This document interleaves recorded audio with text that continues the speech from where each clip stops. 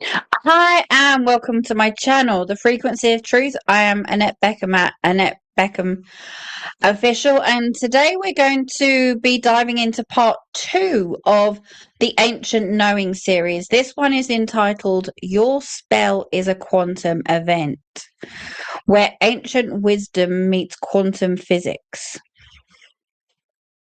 Let's put a different lens on that, shall we? So hopefully you've seen part one where we looked into indirect intention, how your own energy can be not tuned, turned against you, or technically retuned, I guess, in one way, shape, or form. So that's not necessarily wrong. But in the act of misplaced trust, where part two, we go a little bit more underneath that. But before we go any further, as I said earlier, you are through to Annette Beckham Official. I am a author and frequency translator. My latest book, The Frequency of Truth, is out now and available on Amazon.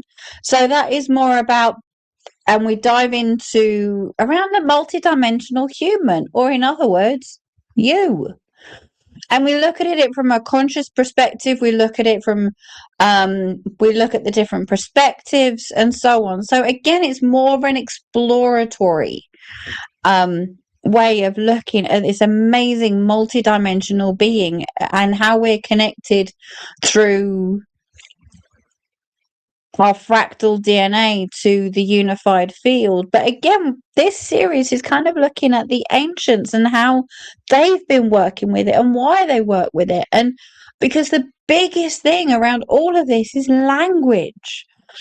So I said, if you haven't seen part one, and if you are new to my channel, thank you so much for tuning in. And I really hope this lands with you. And if you're a subscriber and been with me for a bit, again, thank you so much. I know I say this at the start of every single episode, but I do truly respect and appreciate your help, your love, your support, and your trust in the delivery of this information with me. So, because it's not a doctrine at all, the book isn't either. It's a different lens to be starting to look through, because with somebody who has been sensitive my whole life, you always ask the question, you always ask, is there a bloody off button to this sometimes? And also with me, I do have a lineage on this earth that is very Celtic, and the tradition really never separated the seen from the unseen, the practical from the subtle. The land, the body, the field, the intention is one continuous reality. And this is what blew my mind. Physics calls that quantum entanglement, doesn't it? I mean, you could tell me, and that actually you're completely barking up the wrong tree, love. I could be. But that's how I understand it. And it's also the observer effect, isn't it? And this is kind of what I'm going to talk through and go through with you now. And by the end of it, you could say, no, she's smoking her socks. She doesn't have a bloody clue. Or you could actually say, actually, she might be onto something. She actually might be onto something. Because I find language absolutely fascinating. How things have changed, names have changed, and a name, what's in a name kind of scenario. So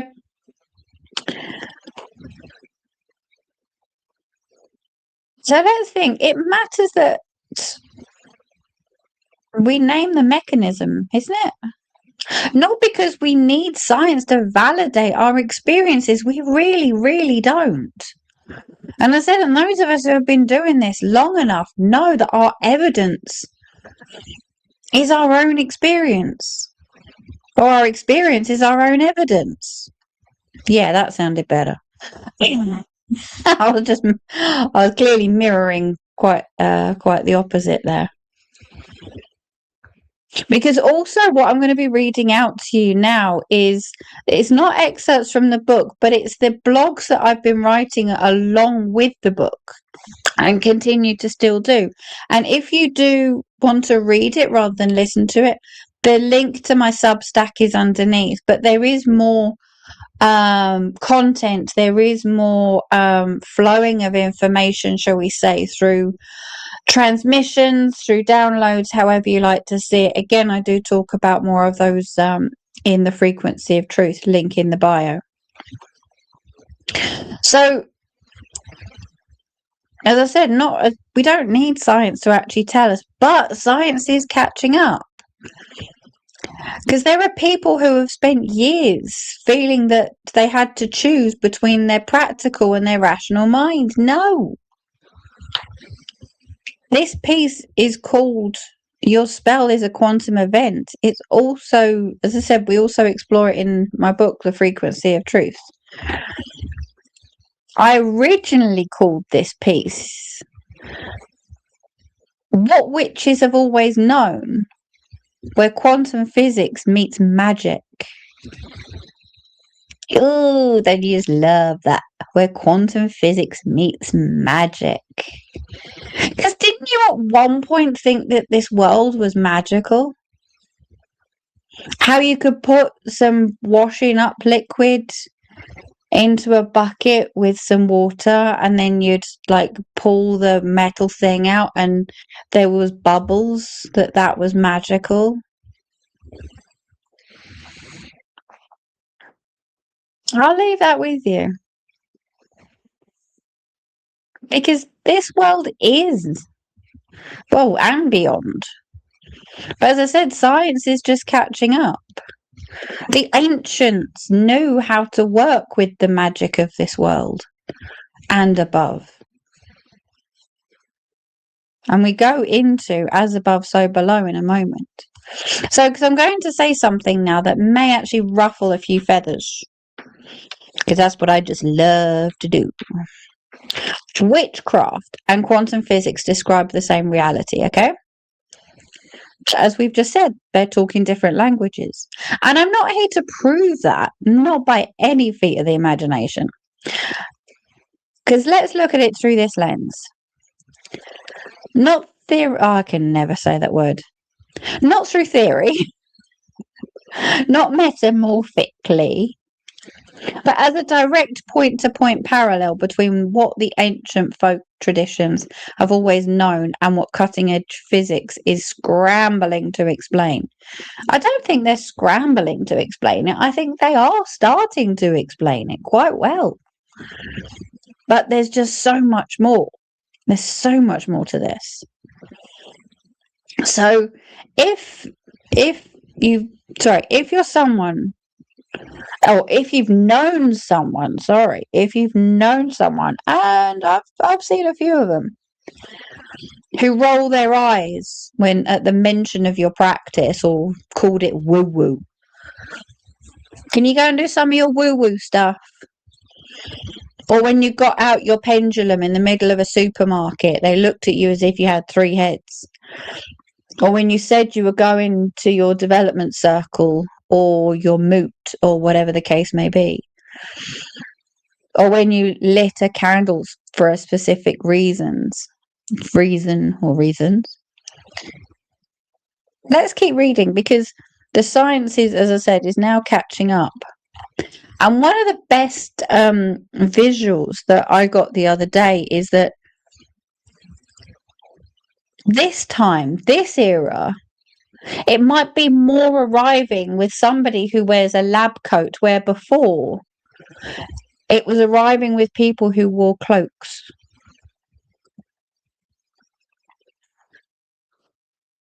Actually, I think it's arriving with people that wear everyday clothes.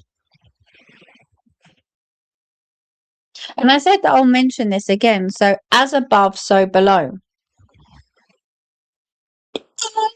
That means quantum entanglement, doesn't it? So you already know this principle. It's one of the oldest in the esoteric traditions.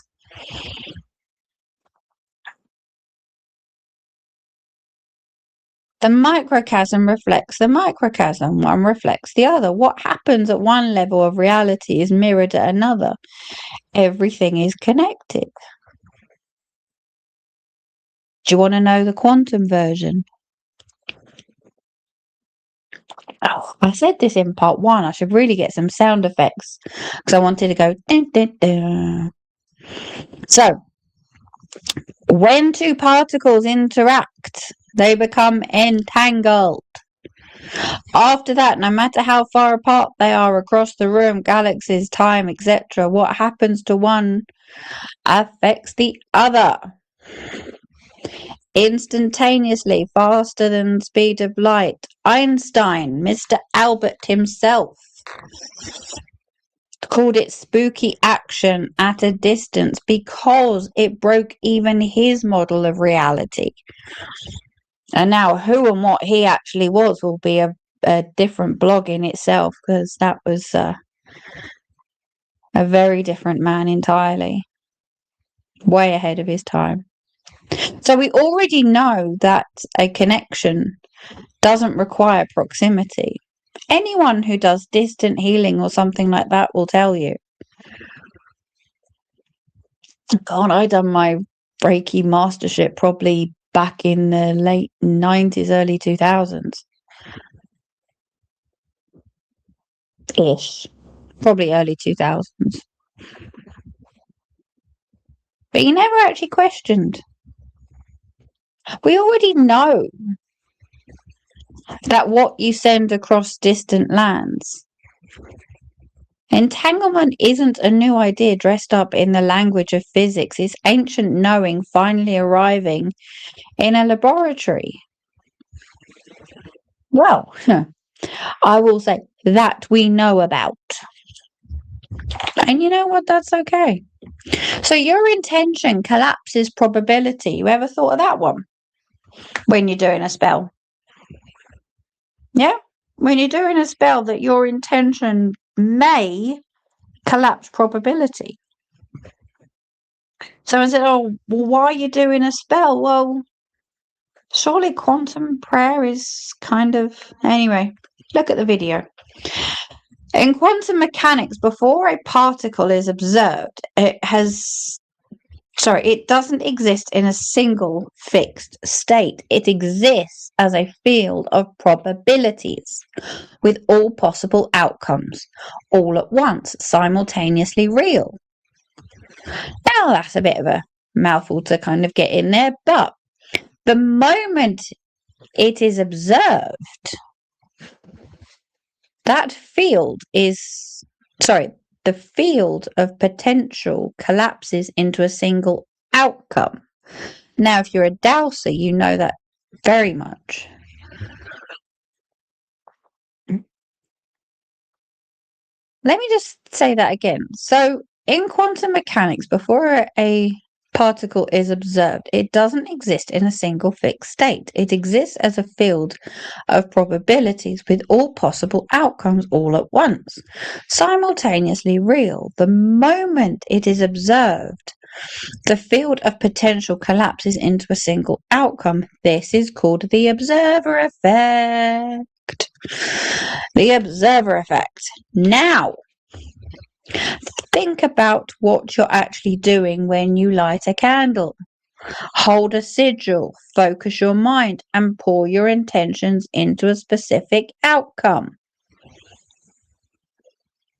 So, candle, sigil, words, focus, intention, outcome. Do you think that you might be collapsing a probability field?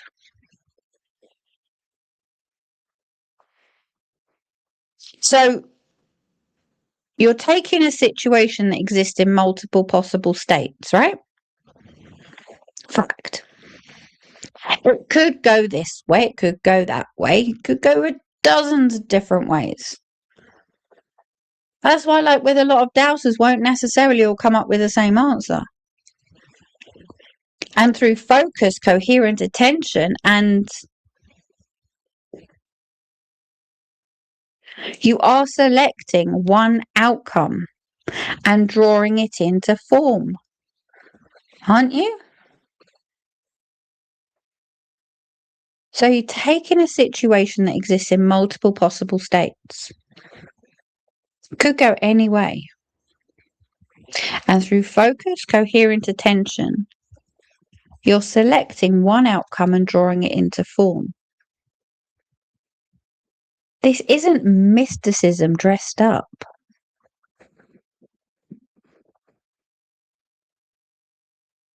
That is literally what the observer effect describes. Your attention is participating. Your awareness doesn't just watch reality. Guess what it does? That awareness. It helps shapes it. So, as I explore in the frequency of truth, modern physics increasingly describes reality not as fixed and solid, but as fluid and rational. Nothing is certain until it is observed. Fields, rather than as separate particles, form the foundation of what is real. This isn't a fringe position. This is mainstream quantum physics that we're bringing into spell work. Again, I'm not saying I'm right or wrong. It's just putting a different lens on it. So I welcome you to continue the conversation. To get in contact to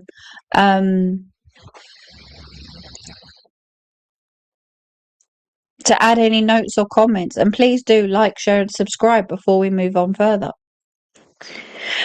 So, how about the circle you cast? It could be people standing around. It could be one with salt. It could be here for a while. So when you cast a circle, you're not drawing a symbolic boundary.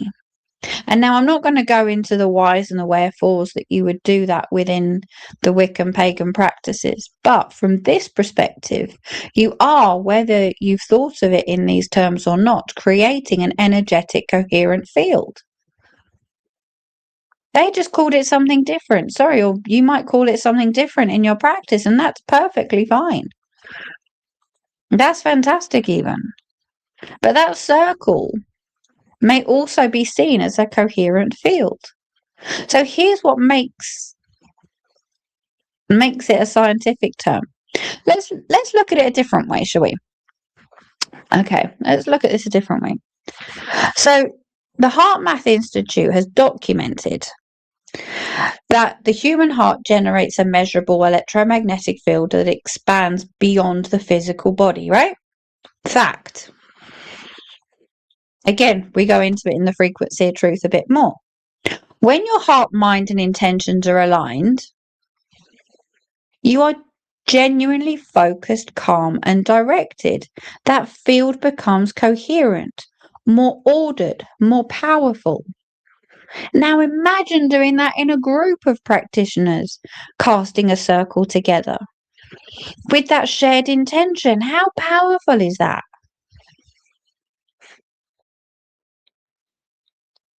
They harmonize their electromagnetic fields. They create a boundary of coherent frequency. Everything inside that boundary operates at a different vibrational level from everything outside it, doesn't it?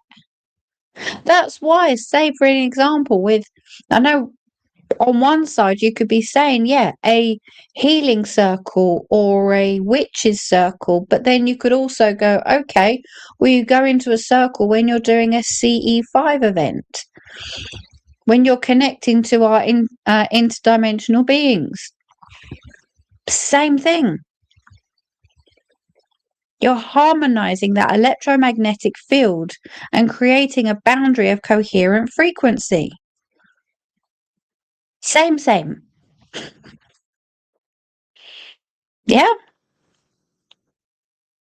Your brain waves, your heart rhythm, your entire nervous system tuned into one frequency. Oh, and I can't believe I'm saying this, but it's not magic. It's science. That's the science of what magic actually is. To me, it's still magical because that's where I like to live. But I absolutely breathe that science as well, based on my 8 years of work and research, etc., where this is based on as well. Because as I said, I could never understand why sort of witchcraft and the quantum was always separate. And I was like, surely it's the same thing. And hopefully, going through these sections, if I've answered it, I've answered it, but at least maybe starting to point you in the right direction. Because another thing, sorry, there's another 2 or 3 elements to this one, because I really kind of dived into this big time. So herbs, yeah, flowers, plants, herbs, yeah, people say they're plant magic. Fantastic. Homeopathy, brilliant. I know some incredible dowsers who do homeopathy and send those frequencies of those plants to you. Oh, incredible. But, and this was definitely, these words were, came through in a transmission. How about if you saw them as vibrational chemistry? The herbs you use in your spells, the plants you use in your medicine.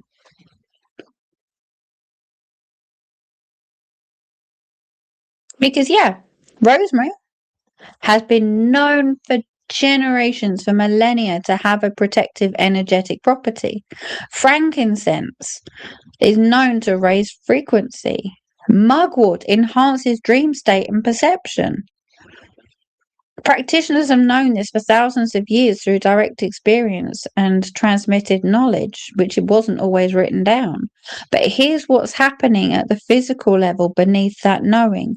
Every plant carries a specific biological profile of compounds, volatile oils, and molecular structures that interact with your body at a cellular level. That's how they help. That's vibrational chemistry. Some modulate your nervous system. Some affect electromagnetic conductivity. Some interact with receptor sites in ways that genuinely shift our state of consciousness. For example, the mugwort I mentioned earlier. When you worked with herbs intentionally and you're combining vibrational and biochemical resonance, oh, that's magical, isn't it?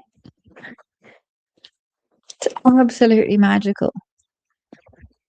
The ritual and the chemistry are not separate. They're the same thing operating at a different scale. So you are the one that's going into that state.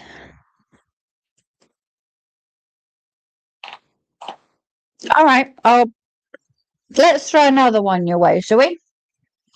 I know I've mentioned dowsing throughout, and that's again been a passion. So, but let's take it that little step further, shall we?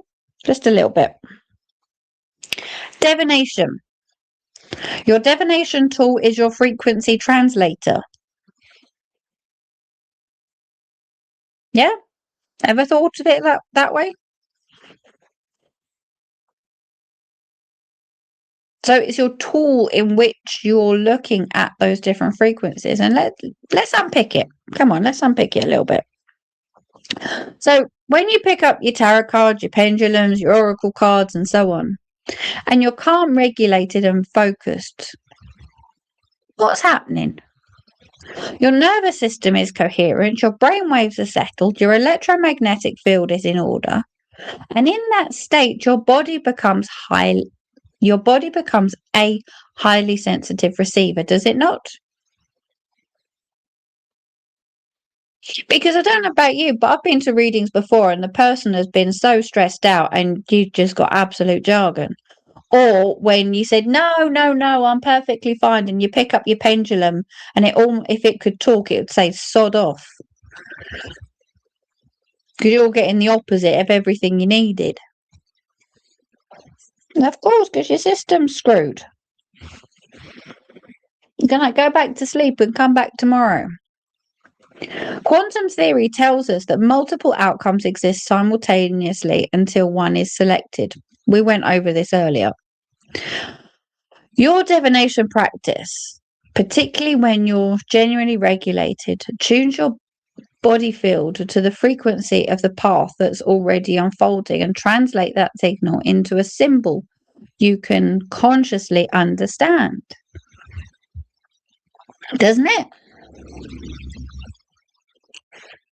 It's like, again, being a frequency translator, you're sending up that kind of like telephone or that radio antenna and going, right, let's see what information I need to pull down out of this most amazing, huge consciousness field, that unified field. And some of us use tools, some of us don't, some of us use a whole array of tools. So this is why reading, as I was saying earlier, I've kind of skipped myself forward a bit. So this is why reading gets clearer when you're calm. It's not a coincidence. It's about signal quality. A chaotic nervous system creates noise that interferes with reception. You don't need better cards or a better pendulum. And trust me, I've heard that so many times. Oh, my pendulum doesn't work. Don't think it's the pendulum. It's about your signal. It's about your radio. Is your radio got interference using the body as like a human radio, as it were? What's your signal sending out? A better signal comes from coherence, from aligning your whole system before you even start asking the question. This isn't new, it's remembered. I want to be clear about something because I believe it matters. I'm not saying science has invalidated everything in the magical traditions. Absolutely far from it. Because it hasn't. Yet. What I'm saying is that the direction of travel in physics, biology, and consciousness research constantly points to a model of reality that closely resembles what practitioners have known for millennia. The ancients knew this, they just had different language for it. Fields, not just particles. Connection, not separation. Consciousness is participating rather than passive. Information is stored in structure, not just in matter. And as we were saying before, as above, so below, inside as out. And my favorite, the observer shapes the observed. Witches knew, shamans knew, energy workers knew. Science is arriving later, but it's arriving in the same shape. And I really do think that matters. Not because we need science to validate our experience. No, we don't, as I said earlier. Our experiences are in evidence. It matters because there are people who, you may know some, who need both the lived reality and the intellectual coherence, who can't fully trust what they sense until they also understand the mechanism. And that's fine. Those who have spent years feeling like they had to choose between their practice and their rational mind, between either being on this earth or being in the stars. How does that sit with you? There was a lot to digest in that one. So please feel free to kind of pause and rewind and go back, and do please like, share, and subscribe, and please leave a comment, and indeed visit the website will be fantastic. Because coming next is part 3. We bring it all together: indirect intention, quantum mechanics, coherence, frequency, through the framework that underpins this. The frequency of truth. Link to book in the bio. What it means to operate from a sovereign frequency, why your authority isn't just a spiritual concept. There's loads of energetic work, and what becomes available when you stop managing your energy and start working with it. And we're all still learning how to do that. There isn't just a class or a course that finally after that you know everything. Trust me, I'd like to go on that one, please. Thank you very much.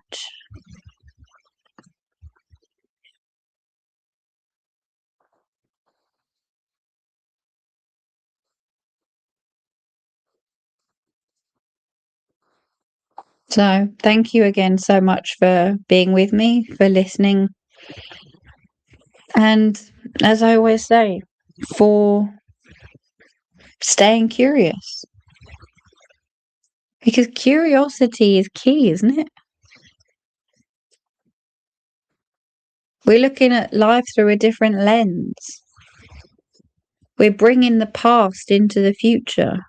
Or, as I like to refer to it as, is back to the future. Practices that we've always known. Remembering exactly who and what we are, but most importantly, what we're capable of. We, you, me, your friends, your family, your next door neighbour. So as I said, please do like, share and subscribe. And I will very much see you in part 3. So from my heart to yours, thank you so much.